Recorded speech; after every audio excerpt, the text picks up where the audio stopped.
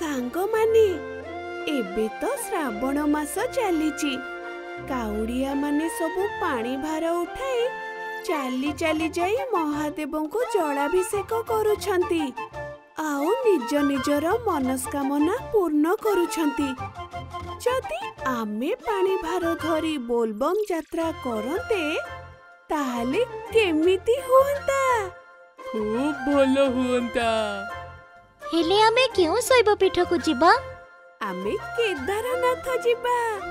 जानिछु जग्गा आमे समस्ते सांग माने मिसी ए सोमवार पाले केदारनाथ को बोलबम यात्रा करिबु आउ केदारनाथ को जलाभिषेक करिबु। बहुत भल कथा बलराम।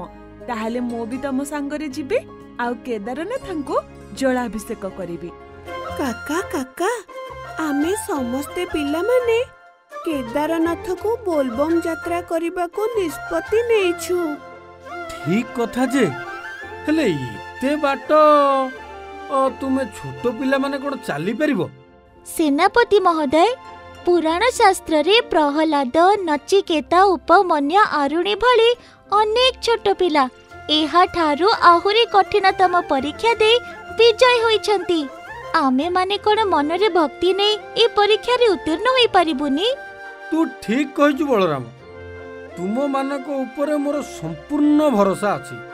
हेले तुम मानकर सुरक्षा निमंते मु तुम मानक सहित गट्रु मट्रु को पठेइबा को चाहूछि। हाँ आमे राजी। बाबा केदारनाथ तुमरो यात्रा पथ को मंगलमय करंतु।